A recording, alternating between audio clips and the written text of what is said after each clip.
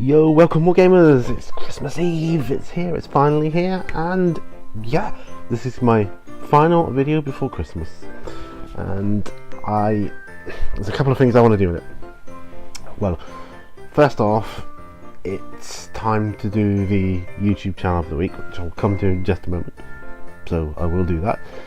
But I want to do something a little bit different this time as well. I want to do, because it's the last one of the year, well, the last one before Christmas, I thought I would do two. Now I've done a couple of non-wargaming ones in the past, and so I thought I'd do one of those and a wargaming one. So, and I want to do I want to talk about a couple of things as well and show you a couple of things. So there's something for everyone. So if all you want to know is the YouTube channel of the week, we'll get that out of the way first. So I have two YouTube channels of the week. Now, we'll start with the non-wargaming one first, because you have to excuse my voice, got a bit of a sore throat.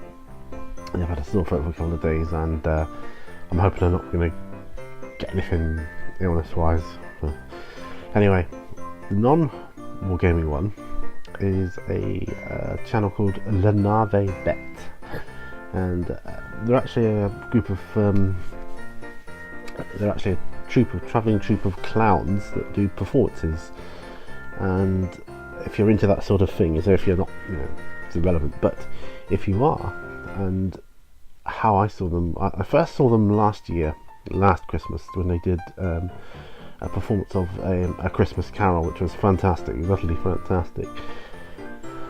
But I saw them again this year, the other week actually, and they were doing a version of The Wizard of Oz, and it was totally brilliant, because The Wizard of Oz to me is very Christmassy, because when I was a kid it used to be on every year, that film, and their version of it was just utterly fantastic. I went to see them in the Barbican Theatre at Plymouth Barbican Theatre, and it was really, really, really good. I have to say it was the best performance I have ever seen. They don't use a lot of what's the word I'm looking for? They don't use a lot of high budget props and that, but they do use props, but it's not high budget. But it makes the performance that much better. You concentrate on the performance more, and for me, that's a big part of it. They do all sorts. They street entertainers, they do festivals, they go around the world, and they're actually really, really good. So if you ever want to check them out, I just felt I had to put that out there.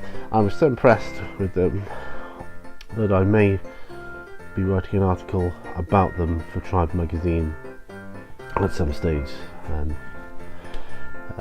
Yeah, but don't worry, I'll still do the wargaming one as well. Anyway, right, so that's that one. Okay, so we'll move that on to one side now. Now, for the wargaming one, wargaming YouTube channel of the week. And don't forget, I'll be putting links below anyway to these two. Well, I know you've all heard of it, because it's like saying to someone about films, have you ever heard of Star Wars? And someone's like, no, I've never heard of that. Of course you've heard of it. YouTube channel of the week has got to be Mini Wargaming. I know you've all heard of it, but I feel like that should have been my first one, but I've not, there's so many great channels out there, and eventually we'll get to them all. And I know everybody's heard of Mini Wargaming, but I just have to do it. But so I thought I left it too late. I kind of think, well, if I do it now, people think, why didn't you do it earlier? I'll do it at the end of the year, for Christmas.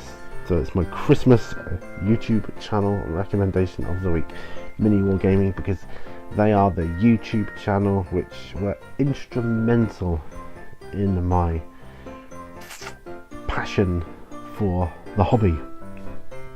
Absolutely instrumental, and I owe so much to those guys, and I look forward to their videos, every video that comes out, and I watch it all.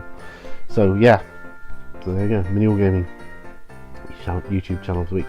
The other thing I want to talk about, I'm just rambling on here because it's end of the year, and I thought I would put something in for everything. Do you remember the other day, whenever it was, I was talking about my airbrush, took it apart, well there it is, put it back together again, ta-da! But something funny happened, and this, because I bought the compressor, remember? I had the compressor, and airbrush came with it. It's a siphon airbrush, and I thought I would take it apart and see how it worked and put it back together again. So you know, I did all that. You know, the hardest part is the mechanism trigger on top of the valve there, definitely. But yeah, I've done it, and I went to throw the box away now, and my wife told me to just check inside just to make sure there's no other paperwork with it. Lo and behold, I find a gravity fed airbrush in there as well. Now I know these are only going to be cheapy ones, but they should be useful for priming and base coating, that sort of thing. And there's my gravity fed airbrush. Screw on the side there, like so.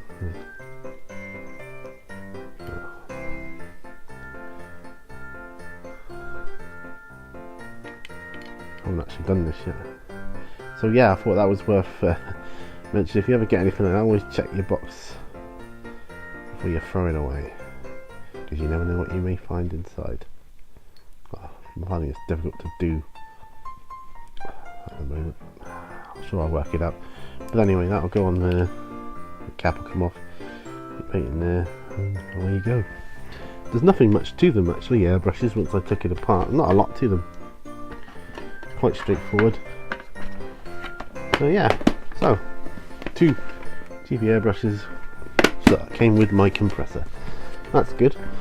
And one thing, you remember I also showed you what I got in the post the other day? Got the White Dwarf, and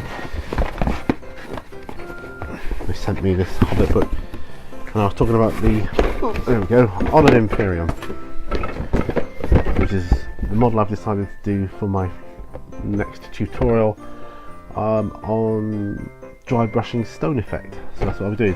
I thought while we're here, let's do a quick unboxing of the Honored Imperium set.